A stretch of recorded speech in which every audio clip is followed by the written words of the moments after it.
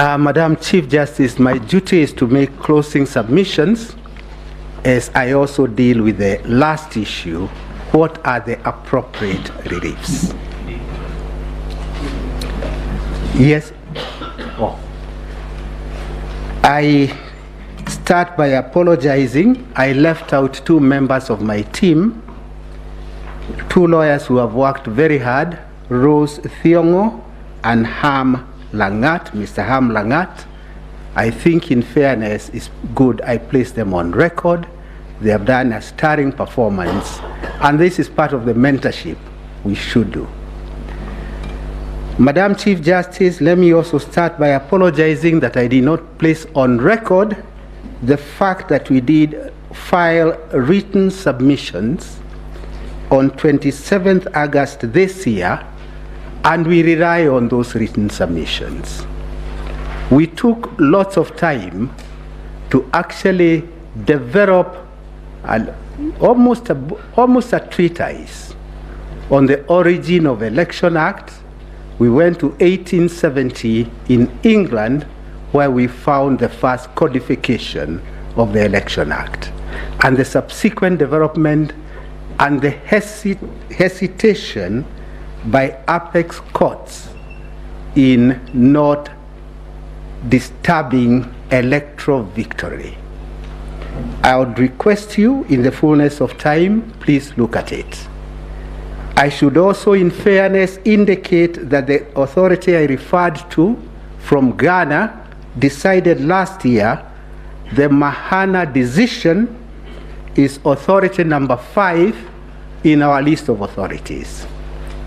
And again, this, Madam Chief Justice, let me say this because I ought to acknowledge it. Judges in Ghana quoted with approval one of your judges. Writing of this apex court are now being quoted with approval in the continent of Africa. And if I could say so, this is also because of the very vibrant advocacy by my learned friends. So if we could participate in enriching the jurisprudence in Kenya and Africa, so be it. I now go to a very brief response overview. You have a petition before you by Julia, I think is now number 7, the one about special group of people, 500,000, who allegedly were denied the right to vote. And this is what we call, not now fiction, but theory, pleading or drafting a petition on the basis of abstract principles. The so-called 500 people, not a single one of them have filed an affidavit to say because they were working for IEBC or were working in any hospital, they were deprived an opportunity to vote. In other words, this court must also try to establish some rules of engagement. Are we going to be holding this country at ransom as we process these petitions, which are, to say in very modest terms, very frivolous? One comes and says 500 people are denied an opportunity to vote, and then he gets away with it. Juria is a very good example of what states in America have now resolved to do.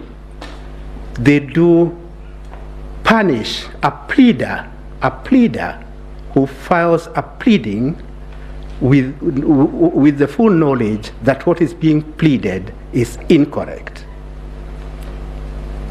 I go to another case, another area of so-called suppression of votes. This is another constant denominator, that is suppression of vote, because one level of votes was not held. And the question is, where is the empirical evidence that because there is no voting for a senator, then the turnout for votes for the presidency are suppressed, and suppressed in relation to only one candidate, not both candidates.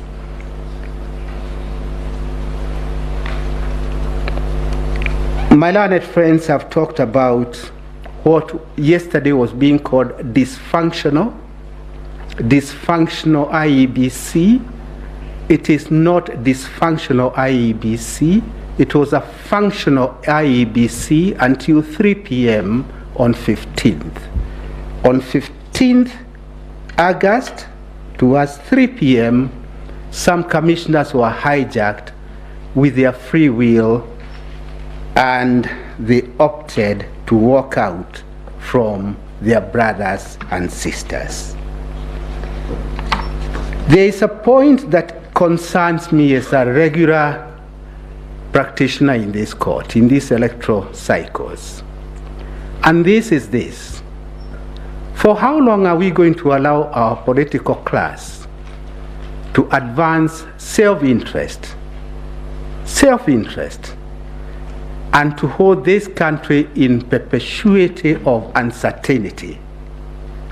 That is something I think, Madam CJ, you now have an opportunity under Section 3 of your Act. The first fundamental in Section 3 is your true north, is supremacy of the Constitution.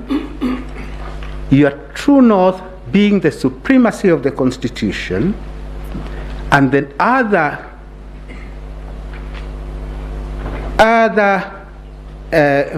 factor to consider is that this court is required to help us develop even a political path for this country. Those two becomes very important aids in how we deal with the political class. I'll come to that towards the end. But it is something of concern, because unless it is captured early, I do not see great hope in the way we are proceeding. Madam CJ, first and second respondents are very ordinary Kenyans, very ordinary, humble origin, and this is a country I always have thought is a country of hope and opportunity. Hope and opportunity for each and every Kenyan. A child from humble origin ought to aspire one day to be a Chief Justice of this country. A child of very humble origin ought to aspire to be a top surgeon in this country. I say all this because, in all fairness, unless we show hope and opportunity to all, then we'll be missing an important aspect of our growth. There were questions that were posed to my learned friends. Since I won't have another opportunity, allow me just a few minutes to deal with a few of them. I'll start with the first question about rejected votes. It was posed by one of the judges. Rejected votes is a point we litigated in Raila 1, that is 2013, not as a side issue, but it was the subject of a petition. In 2013, there was a petition dealing with nothing but rejected votes. Rejected votes, Madam CJ, can be the third candidate. It's very easy for rejected votes to be the third candidate. And in 2013 at Bomas, where I had the pleasure and privilege of being the chief agent for the candidate, that what is to be considered are the valid votes cast. So in my submission, that is a point that has been dealt with. It was again repeated by the court in Ghana. Last year, they rejected the notion of considering rejected votes in the final tally. As a matter of fact, now that I remember, I'm getting a little older, I was clearer then in 2013, it is a misconception to call them rejected votes. It is actually rejected ballot, because a vote is that which is valid, which expresses a choice. So those so-called rejected votes are actually rejected ballot papers. The same holds true for spoiled ballots, and the same holds true for stray ballots. As fate would have it, you will not even know about the stray ballots at the point that the tallying is going on.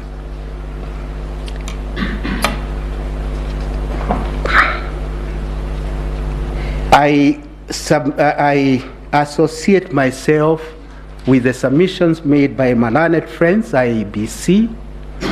They are the ones who conducted the election. It is not within our place to supplement their submissions. We wish to associate ourselves with the submissions, particularly as regards how the election was conducted. I come to what is the elephant in the room, to quote Tata, who I have never quoted before.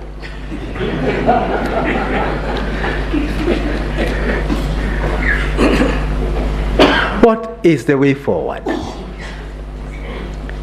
On the one hand, you are being requested by many of my learned friends, actually all of them in unison. It's the first time I have seen so many lawyers making the same request: nullification of the election. Almost reminds me of the trial of Christ. Crucify him, nullify the election. After nullification of the election, no solution is provided. But all they request is nullify the election. As you consider the rival position, I will request you to consider the following. In the event you nullify the election, you will effectively be rejecting the substantive truth that the majority of voters in this country express their free choice.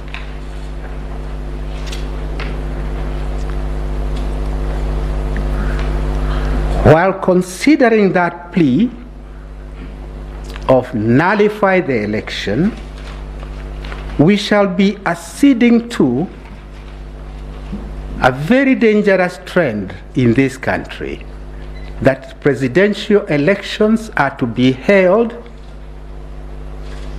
and if I'm aggrieved, not because of any error, but I want to hold the country at ransom, I will walk to the Supreme Court and the election will be nullified.